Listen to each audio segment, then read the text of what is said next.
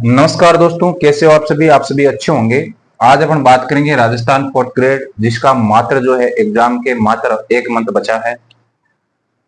तो आपको अब क्या पढ़ना है, क्या नहीं पढ़ना है, कैसे पढ़ना है और कौन सी गलती नहीं करना है, इसके बारे में आपको जो है बताऊंगा। सबसे बड़ी बात तो यह है कि सर हिंदी हो गई, इंग्लिश हो गई, गणित हो गई, भूगोल हो गई, ये ऐसे सब्जेक्ट है आपको जो है कोशिश करना है इनको ये आपको जो ज्यादा से ज्यादा नंबर लाने की कोशिश करना है।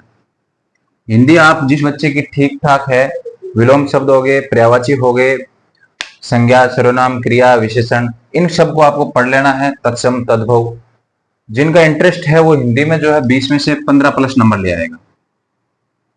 इंग्लिश, कुछ बच्चों को इंग्लिश हार्ड लगती है। देखो, एक्टिव वॉइस, पैसिव वॉइस हो गया, डायरेक्ट इनडायरेक्ट हो गया, आर्टिकल हो गया, इनमें से एक एक नंबर के क्वेश्चन छपेंगे। तो सर क्या करें? डायरेक्ट, इनडायरेक्ट, इनडायरेक्ट जो हो गया और एक्टिव पैसिव, इनको आपको जो एक अच्छी जो भी बुक है आपके पास, जो भी नोट्स है, उनको जो आपको पढ़ना है, इन टॉपिक को जो स्किप नहीं करना है, इन टॉपिकों को। बाकी गणित की तो मात्र जो है 12 या 13 प्रश्नावली है। आप जो है आपने कुछ प्रश्नावली पढ़ ली होगी, अभी भी आप जो है 2 दिन में अगर एक प्रश्नावली पूरी करते हो तो आपकी जो मैथ कंप्लीट हो जाएगी। भूगोल, राजस्थान जीके का जो है भूगोल जो ऐसा मेरे हिसाब से राजस्थान जीके का सबसे बेस्ट पार्ट जो भूगोल है, क्योंकि आदमी जब एक बार भूगोल जो स्टूडेंट पढ़ लेता है उसके बाद भूगोल आदमी स्टूडेंट जो है भूलता नहीं है भूगोल को। हाँ, ये जरूर है इतिहास को स्टूडेंट भूल जाता है, बार बार ऐतिहासिक घटनाओं को याद करना पड़ता है। अब भूगोल जो है आपको अच्छे नोट्स है, और जिस बच्चे को मैं आपको बताता हूँ जिसके पास किसी भी सब्जेक्ट के अगर आपके पास नोट्स नहीं है, तो मैं टेलीग्राम चैनल जो है मेरा, उसका आपको जो है लिंक दे दूंगा। आप जो है वहां से ज्वाइन कर लेना, जिस भी सब्जेक्ट का आपको नोट्स चाहिए आपको मिल जाएंगे। तो सर हम क्या करें? करंट अफेयर हो गया। अब देखो, मैंने जो आपने थंबनेल में इसे देखा होगा कि हमें क्या गलती नहीं करनी, तो सबसे बड़ी बात मैं बता दूं, अब मात्र 1 महीना बचा है। इस 1 महीने में आपको जो है, जो बच्चा यूट्यूब से ये मैराथन जो क्लास नए नए टीचर आते हैं, मैराथन क्लास लेते हैं कि 4 घंटे की मैराथन क्लास, एक सब्जेक्ट कंप्लीट हो जाएगा। आपको इन क्लासों को कतई नहीं लेना है, कतई ही नहीं लेना है, ये गलती आपको कतई नहीं करनी। तो सर क्या करें? देखो, आदमी जो है, इंसान, उसकी मेंटल जो है कुछ रीजन होते हैं। अपन जो है कोई भी चीज है उसको 4 या जब 5 बार पढ़ते हैं तब अपने को याद होती है कोई चीज, और अपन जब क्लास लेते हैं मात्र एक बार देखते हैं और स्क्रीनशॉट ले लेते हैं। कुछ बच्चे स्क्रीनशॉट भी नहीं लेते, तो एक बार में कोई भी चीज याद नहीं होती है। और मुझे ये पता है आप स्क्रीनशॉट भी ले लेते हो, लेकिन कभी भी आप जो है गैलरी में जाके उन स्क्रीनशॉट को पढ़ते नहीं हो, ये आपको भी पता है। तो क्या करना है सर? करना कुछ नहीं है, ज्यादा से ज्यादा जो है बुक से तैयारी करना है। सबसे बड़ी बात, यूट्यूब चैनल वाला कोई भी टीचर आपको ये बात नहीं बताएगा, ये मैं गारंटी के साथ कह सकता हूं। आपको जो है बुक से तैयारी करना है। अगर कोई लड़का अभी भी कोचिंगों के चक्कर में पड़ा है, किसी का सिलेबस पूरा नहीं हुआ, आज ही कोचिंग को छोड़ दो, कोई फायदा नहीं है। मैं बता दूं, अब जो है कोचिंग का कोई फायदा नहीं। तो सर क्या करें? जो टॉपिक हमारे को नहीं आए उसका क्या करें? हाँ, उसके लिए जरूर है। जैसे अपन ने, मैंने बोल दिया गंग नहर, इंदिरा गांधी नहर, उस जो है टॉपिक को आप यूट्यूब पे देखो। जैसे 1857 क्रांति होगी, बुक में नहीं समझ आ रही है, उस टॉपिक को देखो, तुरंत नोट्स बनाओ, उसके बाद यूट्यूब बंद, फिर उस नोट से याद करना। एक एक टॉपिक को यूट्यूब पे एक ही बार पढ़ना है, उसे ज्यादा बार नहीं पढ़ना है। चाहे आप यूट्यूब पे 2 बार पढ़ोगे तो भी याद नहीं होगा, और टाइम भी बहुत ज्यादा कंज्यूम होता है यूट्यूब पे। करंट अफेयर की एक अच्छी सी बुक लेना है आपको। आप अगर 1 साल का जो है वार्षिक पढ़ सकते हैं तो वार्षिक पढ़ना है, अगर वार्षिक नहीं पढ़ सकते तो आपको जो है अर्धवार्षिक तो पढ़ना ही है। अर्धवार्षिक, अर्धवार्षिक, इसी में जो आपको करंट को छोड़ना कतई नहीं है, पढ़ना है, कोई भी सब्जेक्ट स्किप नहीं करना है। कंप्यूटर के मैंने आपको पहले भी बताया था, RSCIT की जो बुक आती है उसके ऑब्जेक्टिव पढ़ लो आप, आपका काम हो जाएगा। सर साइंस का क्या करें? मात्र बहुत कम टॉपिक दिए हुए साइंस के, आप बुक से पढ़ लो, आपके पास नोट्स होंगे। अगर मैंने बताया नोट्स नहीं है तो आपको जो है टेलीग्राम पे मैं नोट्स उपलब्ध करा दूंगा। मात्र जो है विज्ञान साइंस के जो है 20 पेज के नोट्स होंगे, उसी में से आपको जो है 5 में से 5 क्वेश्चन नहीं तो 4 क्वेश्चन मिल जाएंगे। और अपन उन पेजों को आप पढ़ के जो है 5 में से जो है 3 या 4 क्वेश्चन आराम से कर लोगे। और जिसकी जो जो है विज्ञान बैकग्राउंड, जो साइंस बैकग्राउंड से है, जिसने बीएससी की है, एमएससी की है, 12th में जो है जिसके साइंस है, पीसीएम है, या जिसके, तो वो तो आराम से कर लेगा, साइंस ऐसे ही कर लेगा। आगे बात करते हैं,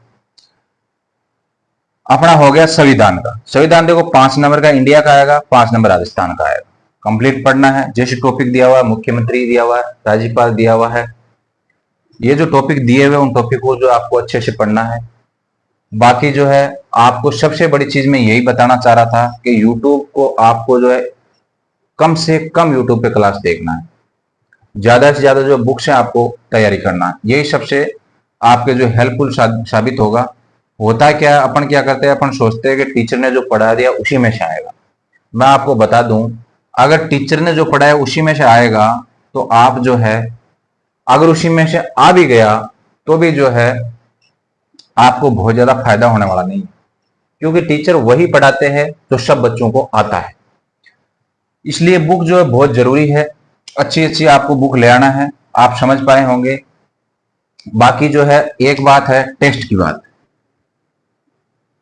अब लास्ट टाइम में जो है ना, टेस्ट बहुत ज्यादा इंपॉर्टेंट है।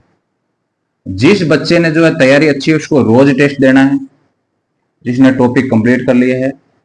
और जिस बच्चे के टॉपिक कंप्लीट नहीं हुए हैं उसको 2 दिन के या 3 दिन छोड़ के जो है टेस्ट देना है। ठीक है सर, इसको छोड़ के क्यों देना है? ये जब एक टेस्ट देगा उसमें उसको फील हो जाएगा कि मेरा ये, वापस एनालिसिस करेगा तो उस विद्यार्थी को फील हो जाएगा मेरा ये टॉपिक कंप्लीट नहीं हुआ है। उस टॉपिक को 1 या 2 दिन में कंप्लीट करके फिर नया टेस्ट देना है।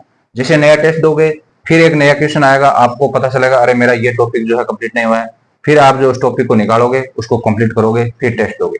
तो जिस बच्चे के जो है कोर्स पूरा हो गया उसको रोज टेस्ट देना है, एमसीक्यू टेस्ट देना है। और जिसका जो है नहीं कंप्लीट हुआ 2 या 3 दिन के अंतराल पे आपको जो टेस्ट देना है और उसका एनालिसिस जरूर करना है। तो अब सर मेरिट, ज्यादातर बच्चे बात करें सर मेरिट कितनी जाएगी। देखो आज तक ब्रह्मांड में ऐसा कोई टीचर पैदा नहीं हुआ है जो पहले एग्जाम से पहले बता दे। बाकी अपन जो है अनुमान, आप तो जो है 120 क्वेश्चन जो है उनमें से जो है 90 प्लस लेके चलो। क्यों लेके चले सर 90 प्लस? अपन जो है श्योर सिलेक्शन की बात करते हैं, ये नहीं कि अभी अपन कुछ बोल दे फिर आपका सिलेक्शन नहीं हो। आपको 90 प्लस लेके चलना है। आपको जो है अभी, अब कुछ बच्चे ऐसे घबरा जाएंगे कि सर हमारे तो जो अभी 60 नंबर आ रहे हैं। आपको कतई टेंशन नहीं लेना। टेस्ट के नंबर जो है ज्यादा मायने नहीं रखते। मैं ये ऐसे ऐसे लड़कों को जानता हूं जिन लड़कों के 120 में से जो है 90 प्लस भी आते हैं और फिर भी फाइनल सिलेक्शन नहीं होता है। और कुछ विद्यार्थी ऐसे भी हैं जिनके 120 में से 87 या 60 भी आ रहे हैं, उनका भी सिलेक्शन हो जाता है। तो ये आपको कतई घबराने की जरूरत नहीं है। एक तो जो अच्छे प्लेटफॉर्म से टेस्ट लेना है और उसके बाद जो है इसका एनालिसिस करके जो है आपको उनको याद करते जाना। मैं एक चीज बता दूं, इतिहास को, जो ऐतिहासिक घटनाएं उन पे ज्यादा जोर मत देना आप अभी, क्योंकि इतिहास बहुत बड़ा है, इसको आप पूरा नहीं पढ़ सकते। मात्र 30 दिनों में तो कैसे भी नहीं पढ़ सकते आप। बाकी आर्ट एंड कल्चर जो पुराने पढ़ते आ रहे हो, राजस्थान वालों की वैसे भी अच्छी है। भूगोल अच्छा सब्जेक्ट है, टॉपिक वाइज जो सिलेबस में दिया हुआ है, जो स्पष्ट दिया हुआ है वही पहले पढ़ना है। जो स्पष्ट नहीं है उसको बाद में देख लेना, पहले जो स्पष्ट दिया उसको कंप्लीट करो। मैथ का मैंने ओनली अर्थमेटिक है, मैथ में ओनली अर्थमेटिक, एडवांस मैथ तो है ही नहीं। और इंग्लिश का मैंने बता दिया, हार्ड लगती है आपको, मुझे पता है। ज्यादातर बच्चों का यही रहता है कि सर इंग्लिश नहीं आती। बाकी देखो सबसे पहले आपको इंग्लिश को अभी भी जो आपने नहीं अगर शुरू किया तो शुरू कर दो, आज ही शुरू कर दो। ये सोच लो कि आज आपने शुरू नहीं किया तो फिर आप कभी शुरू नहीं कर पाओगे। शुरू कर भी लिया बाद में तो आप लेट हो जाओगे। सबसे पहले आपको टेंस वाला टॉपिक पढ़ना है और टेंस के बाद में जो आगे चलते चलते आपको जैसे आर्टिकल हो गया, डायरेक्ट इनडायरेक्ट एक्टिव पैसिव सब हो गया। हिंदी तो आपको विलोम शब्द एकदम इजी, आप शुरू से पढ़ते आ रहे हो। वाक्यांश के लिए एक शब्द, इसमें जो है तद्भव तद्भव उपसर्ग और प्रत्यय थोड़ा सा आपको हो सकता है, जो बच्चा नया उसको थोड़ा हार्ड लगे, उपसर्ग और प्रत्यय। सबसे पहले जो है जो टॉपिक आपको इजी लगे हिंदी में उसको कंप्लीट करना है। ऐसे नहीं सबसे पहले हार्ड वाले पे आप चिपक जाओ और वो एक टॉपिक भी कंप्लीट नहीं, और इसके चक्कर में पूरी हिंदी भी कंप्लीट नहीं करवा। सबसे पहले जो आप विलोम शब्द इजी लगता है, एक दिन में जो अच्छी बुक लेके राघव प्रकाश सबसे बेस्ट है हिंदी के लिए। जो भी आपके पास बुक है अच्छी है, सभी बुकें अच्छी है, कोई भी बुक खराब नहीं होती है। पूरे विलोम शब्द पढ़ दो एक दिन, दूसरे दिन फिर पढ़ लो, उसके अगले दिन जैसे पर्यायवाची। पर्यायवाची थोड़ा सा लॉन्ग टॉपिक है। अब मैं आपको बता दूं, मैंने जो है 2 क्लासें करा रखी है, मात्र 50 शब्द करवाए हैं मैंने मेरी ओर से कोशिश किया है, उन्हीं में से कोई आपको मिल जाएगा। क्योंकि पर्यायवाची वैसे बहुत लॉन्ग टॉपिक है। आप जो है अब तो आप कतई पूरा नहीं, 1 महीने में आप पर्यायवाची नहीं कर सकते। हाँ, जिस बच्चे ने पहले पढ़ा है वो कर लेगा, तो वो क्लासें आप देख सकते हो हिंदी की। और टीचर की मैं बात करूं, जो टीचर आपको अच्छा लगे उससे पढ़ो। बाकी जो है यूट्यूब पे जो स्टडी आपको कम से कम करना है, यही संदेश मैं आपको देना आया था। जय हिंद सभी को, जय भारत। मिलते हैं अगली क्लास में।